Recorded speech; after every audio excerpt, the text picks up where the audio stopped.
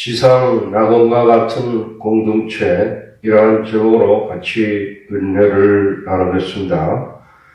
사도행전 4장 32절, 믿는 무리가 한 마음과 한 뜻이 되어 모든 물건을 서로 통용하고 자기 재물을 조금이라도 자기 것이라 하는 이가 하나도 없더라. 초대교회는 이 세상에서 에덴 동산과 같은 공동체이었습니다. 초대교회는 전 세계를 위한 축복이 되었습니다. 그것은 하나님께서 강력하게 역사하는 곳이었습니다. 교회에 나오는 것은 하나님께 영광 돌리고 하나님과 사랑의 교제를 하고 그분의 형상 안에서 성장해 나가는 것입니다. 첫째, 그리스도의 은혜가 풍성하였습니다. 초대교회는 이 세상에서 에덴 동산과 같은 공동체이었습니다. 사도행전 4장 32절에 믿는 무리가 한 마음과 한 뜻이 되어 모든 물건을 서로 통용하고 제 재물을 조금이라도 제 것이라 하는 이가 하나도 없더라. 초대교회 신자들은 영적인 연합은 성령의 역사에 의한 결과인 것입니다. 초대교회 신자들은 성령으로 충만하게 됐을 때 그들은 마음과 심령으로 하나가 될 수 있었습니다. 성령은 우리 각자에게 하나님의 사랑으로, 기쁨으로, 평안으로 가득 채우십니다. 초대교회 신자들은 십자가의 은혜와 부활을 믿음으로 말미암아 아담과 하와의 범죄로 말미암아 하나님과의 단절된 관계를 회복할 수 있었습니다. 하나님은 이제 그들의 사랑하는 아버지가 되고 그들의 모든 필요를 채우실 것을 굳게 믿게 되었습니다. 그리고 공동체의 모든 사람들은 주 안에서 한 형제요 자매가 된 것을 확신하였습니다.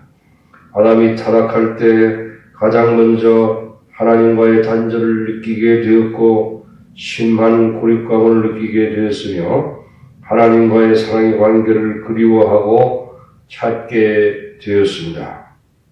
그리고 진정한 이웃과의 관계를 그리워하며 심한 고립감과 고독으로 몸서리를 치게 되었습니다.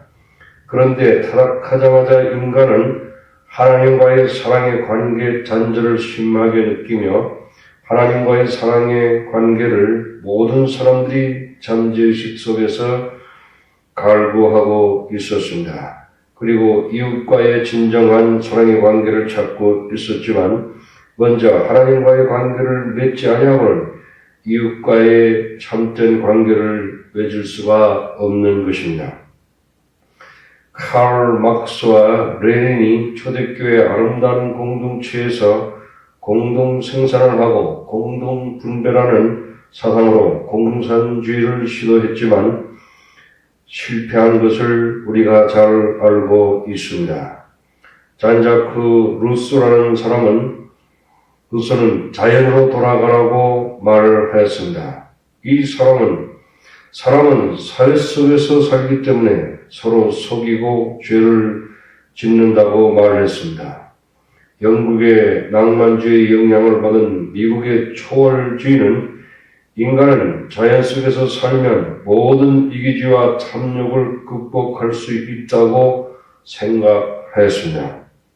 그래서 미국에서는 브룩팜이라는 시골 공동체 또는 자연 공동체를 19세기에 미국 전 지역의 자연 속에 400개 이상 세워서 공동체 생활을 했는데 그들 역시 실패하였습니다.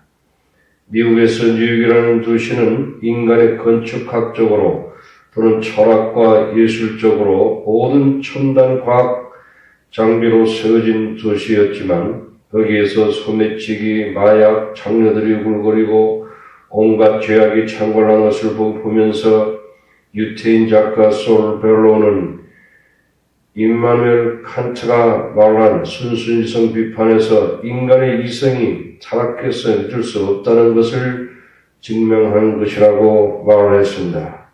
인간의 이성이 타락한 것을 임마누엘 칸트는 말하고 있습니다. 이 세상에서 가장 아름다운 공동체, 지상 낙원 같은 공동체는 초대교회인 것입니다. 초대교회 이후에 사람들이 이기주의와 탐욕이 교회에서도 있어서 초대교회 공동체는 오래가지 못하였습니다. 아담의 자손들인 우리는 예수님을 믿음으로써 우리의 죄와 죽음과 마귀의 문제가 해결되고 하나님과의 사랑의 관계를 이루게 되고 낙원이 회복되었을 때 이웃과의 진정한 참된 사랑의 관계를 회복할 수 있습니다.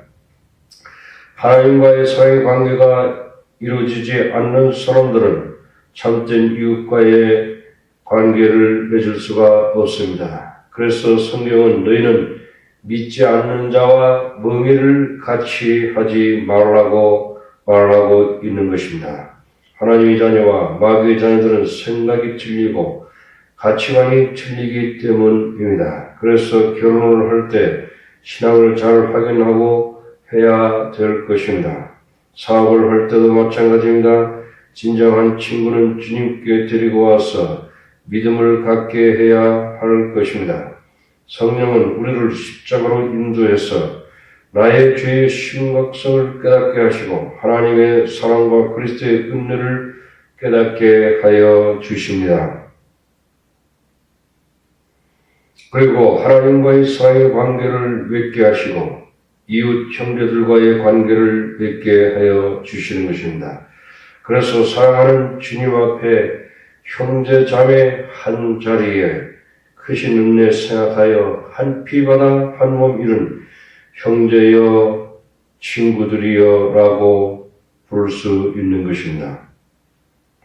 성령이 채우시는 하나님의 사랑은 초대교회 모든 신자들을 하나로 연합시켰고 그들은 하늘의 아름다운 하나님의 가족이었습니다.